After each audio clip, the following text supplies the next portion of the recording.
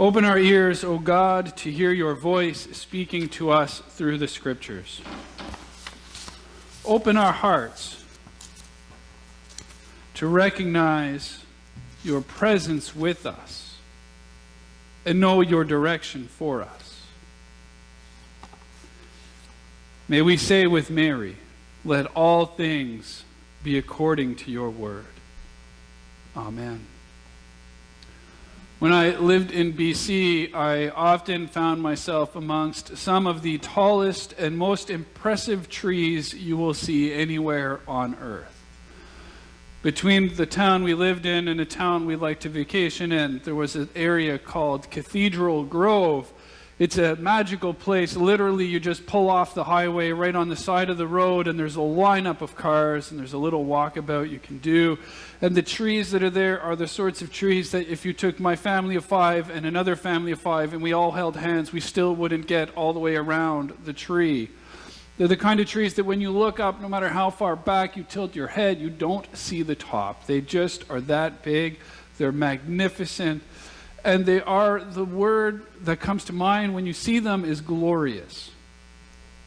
Sadly, one of the things you will see if you go to BC for any period of time is that many of them have fallen. When they topple, they go down, and they're super long.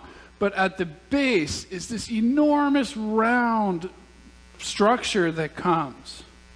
It's so big that you can easily fit 1, 2, 3, 4 families standing, and it's way taller than your families are. It's just this enormous round thing. It makes shelter for animals. It creates new life. Shrubs start to grow from them. In a sense, it's sad because it has to do with climate change. It has to do with the weakening of the ecosystem at exactly the moment when the weather is getting more dangerous for the trees. At the same time, no matter how big, no matter how glorious, no matter how awesome the trees are, they still have a lifespan. Part of why you see them falling this way in BC is that their root systems don't go terribly deep. They actually go pretty wide, and they're quite big roots, and they go way out to the sides, and all the trees are actually connected underground. The problem that's happening is that as the precipitation pattern changes, the ground is getting drier and drier at the top. And so the roots, no matter how far out they go, simply don't have access to enough water to remain firm. And this is happening precisely when the winds that are coming in the storms are getting stronger and stronger. So right when the tree needs its maximum amount of retention to the ground, it's got a minimal amount. And so they topple. Sometimes I can't help but wonder to what extent we are like that. To all outward appearances, we might look like we're very holy. We might look like we're powerful or rooted in the faith or successful in some way that we want other people to perceive us as successful. But our roots might not go deep enough for the storms we face these days. I think it's hard to admit that. It takes a lot of introspection to understand how we are really doing. And this isn't a gendered thing. If you're a woman, if you're a mom, you have learned to always be fine, to always be okay, and to put one foot in front of the other. And if you're a man, equally so, you have learned to go to work, do what you got to do, keep your chin up.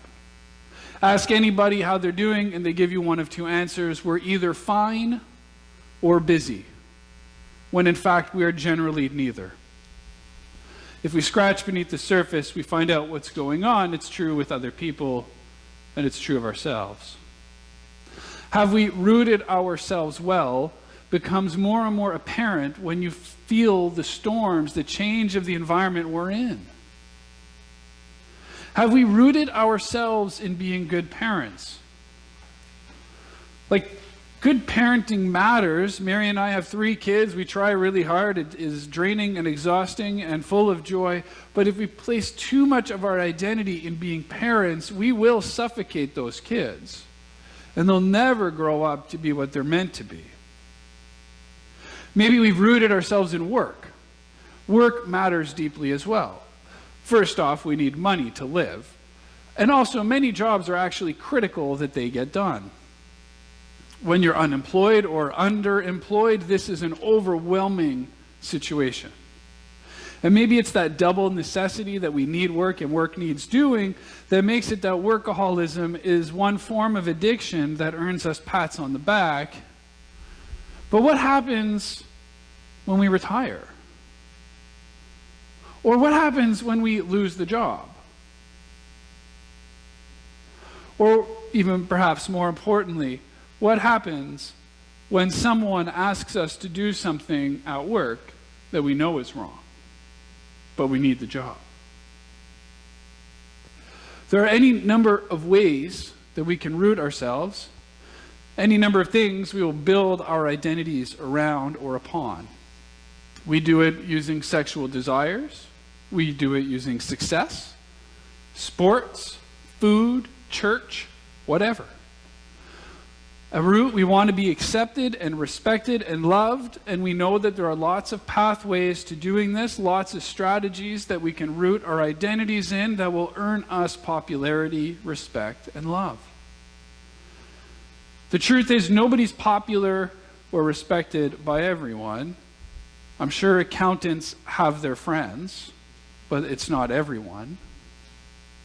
The famous violinist has their group. I remember one of my friends once mocking Tour de France cyclists because you'd have to have some loose bolts, was his terminology, to want to spend that many hours on a bike. There's danger in putting too much of our roots or too much of our identity into these things where we are trying to earn what cannot be earned. And when we do it, even if we earn love or respect or friendship or whatever, the problem is it can still be taken away. If our acceptance, if our feeling loved is based on our actions and on our abilities, then when they go away, we become unlovable, even just to ourselves.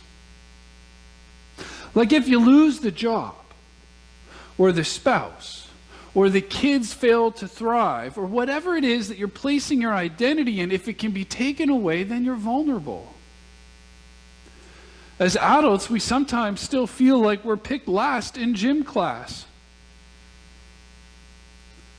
And that can be the worst thing about it, right? This leads from hope straight to despair. We go from being happy, joyful, popular, to not so.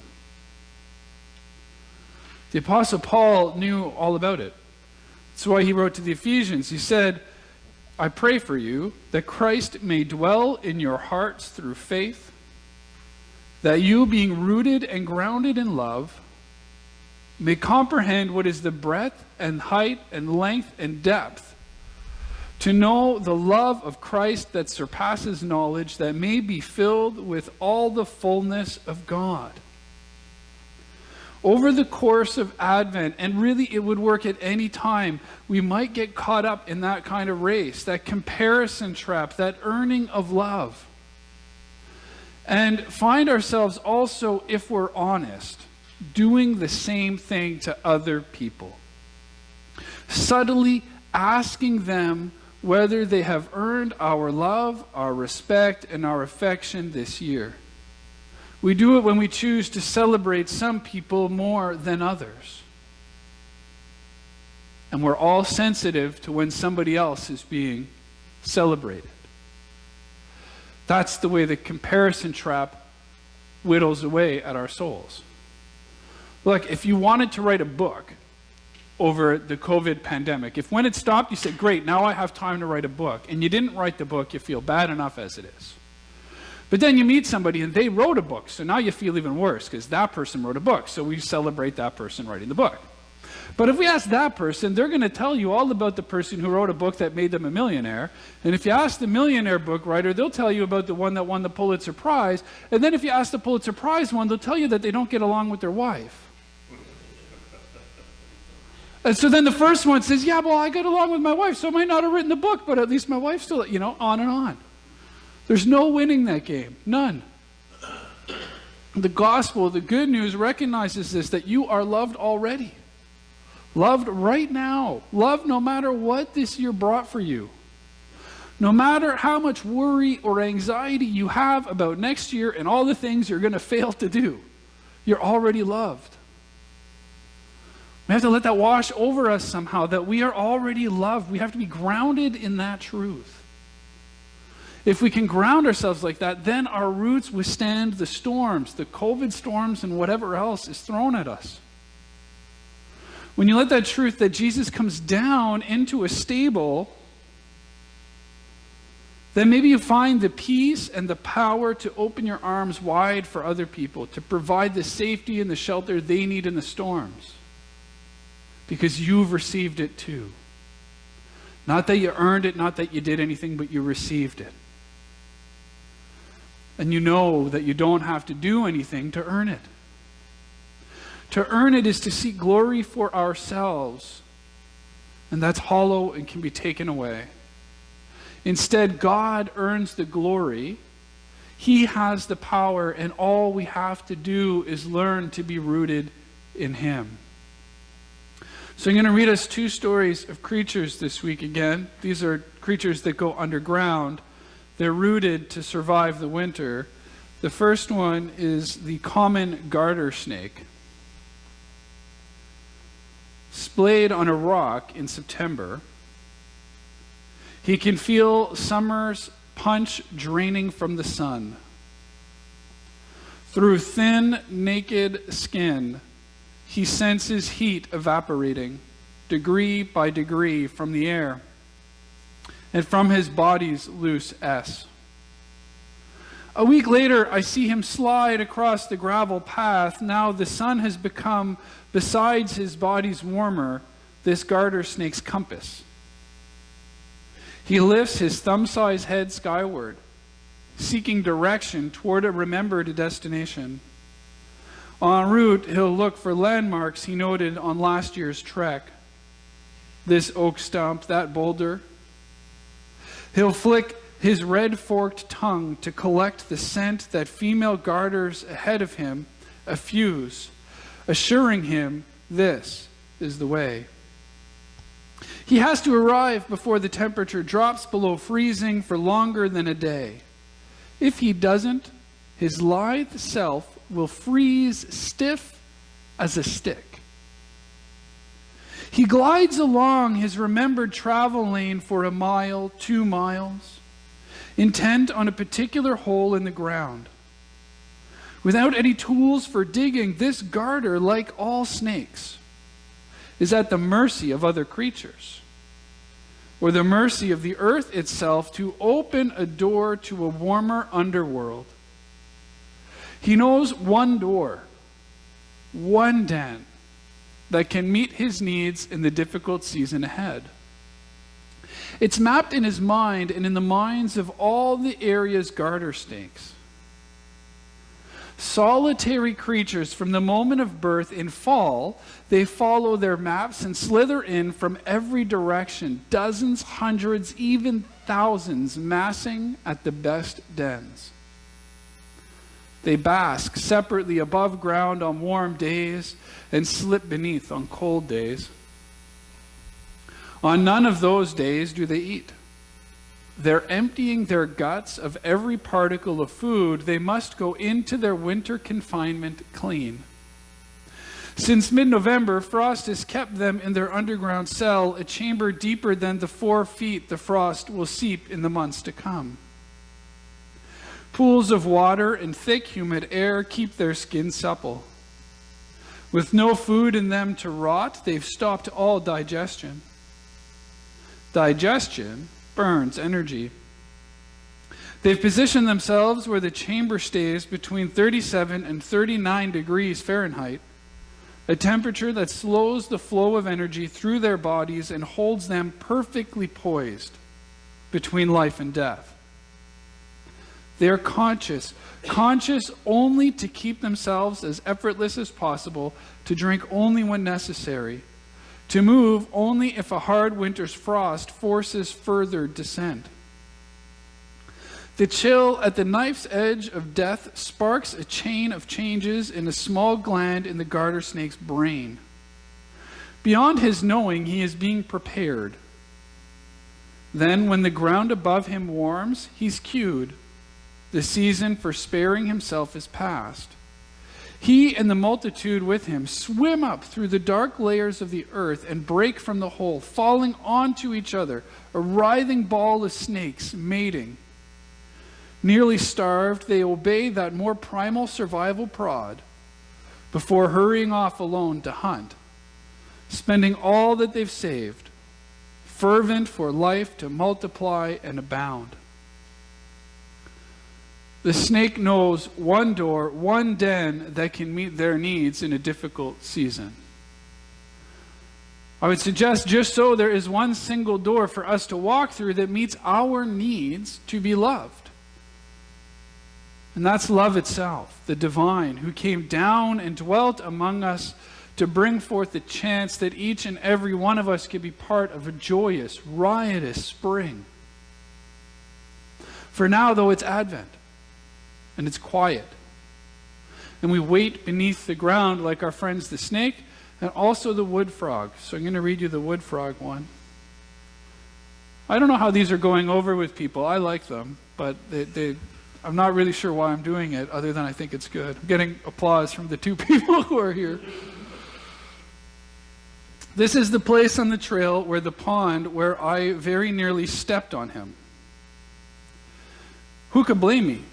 He's painted in the precise colors and patterns of the leaf litter. Twigs and weeds made to be invisible, especially to snakes.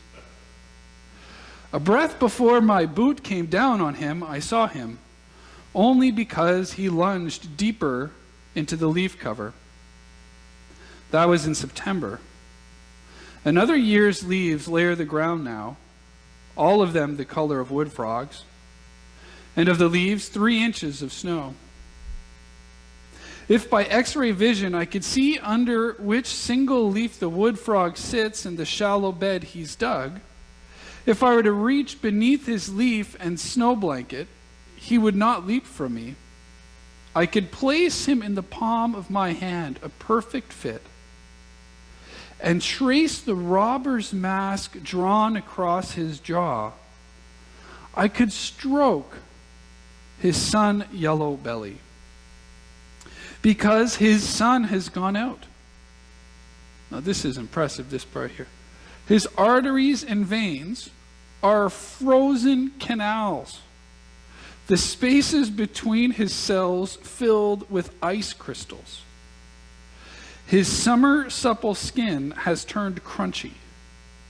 His heart is silent as a stone. Not even the weakest current crackles in his brain, and he is not dead.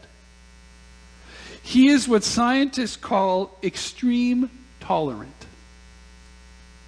Before his tolerance was put to the test, he had a couple of weeks to practice. In fall, when temperatures after dark first dropped below freezing, he felt the chill seep in and snake through his body, every atom of him stunned. Whatever was moist tended toward ice.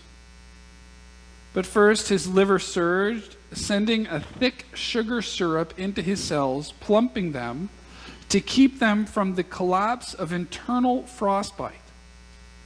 He took fewer and fewer breaths and then woke, gulping in the next day's warmer daylight, his blood moving like a sticky river, cell walls slippery and wet again. When light and temperature dropped away again that night, a cold thumb suspended his every animation. His world, and he in it, faded to black.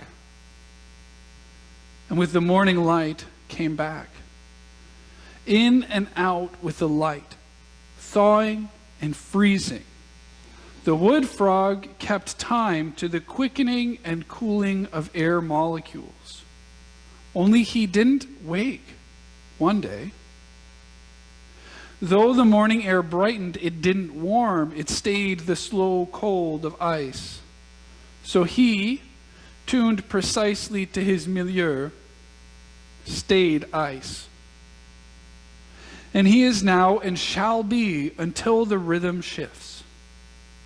When the air warms, he will too, if only for a day or a few during a January thaw. He'll find himself in his leaf bed, alive and well, and stretching his stiff frog legs. Then he'll let himself as good as dead again when the cold comes back, as it will. There will come a warm day in the spring when the ice goes out of the ponds of his blood and doesn't return. Then, with dozens of other wood frogs, he'll hop to the pond and send up a thrilling chorus. Death, we've robbed you of your ruin. We've taken you in. The wood frog cheats death. Its blood turns to ice. Its brain turns off. Paul talks about something similar. He rejoices when he yells out, "O death, where is thy sting? O grave, where is thy victory?" Christians, we cheat death too. But before we cheat the death, the stillness comes. The stillness of the grave, the stillness of the tomb, the stillness of Advent as I preach to a reasonably empty room. The stillness of Advent as you sit in your homes. Instead of wearing fine clothes and talking with people and having kids run around, you sit in quiet. Unless, of course, you're those with kids. In the stillness of the trees, of the sleeping snakes, the frozen frogs, it's the stillness in Psalm 1 which speaks of a tree planted by waters of life and suggests that when you enter into that meditative space, you somehow cheat death too. You dig roots down that will provide for you when you need them most. And so we are invited to reach down with our roots through meditation. It's a promise we'll take up just for a few minutes. We're going to continue these until the day when we are warmed and sustained by the love of God, the promise of the Son that we know is to come. So I invite you now, wherever it is you're sitting, to sit with your backs straight, with your feet planted, feeling sustained and supported, knowing you have nowhere else to be, nothing else you need to do. Breathe in through the nose and out through the mouth.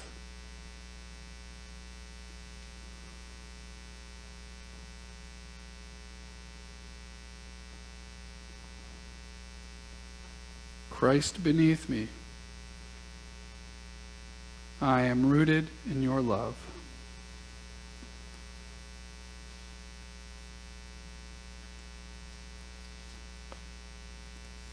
Christ beneath me, I am rooted in your love.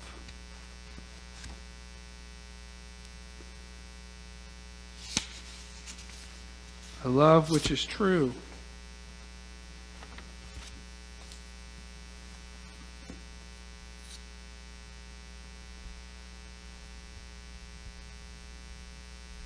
A love which is real.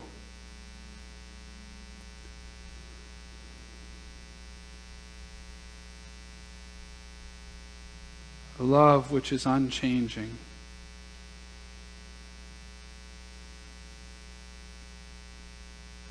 Even as I change.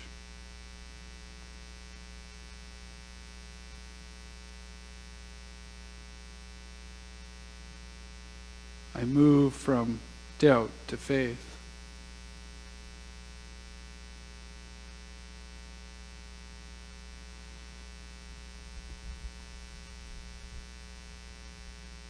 Anxiety to peace.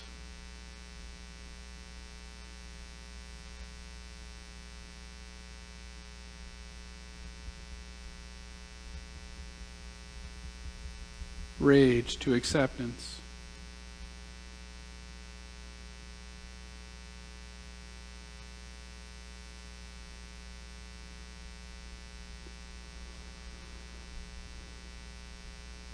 Cynicism to hope.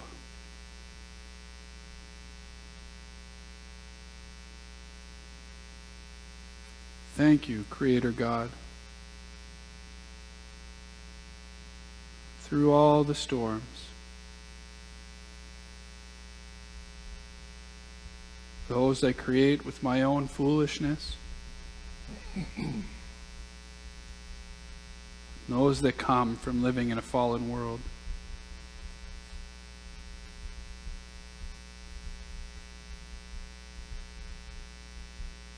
your love remains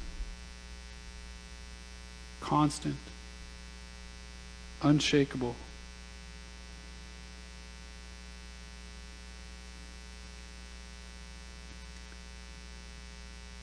May I learn to believe it.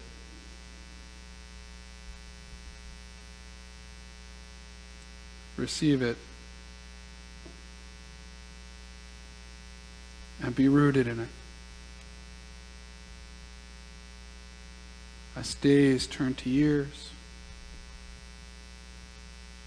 and years turn to decades.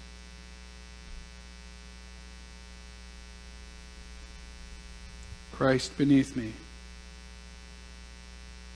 I am rooted in your love. Christ beneath me, I am rooted in your love. Christ beneath me, I am rooted in your love. Amen.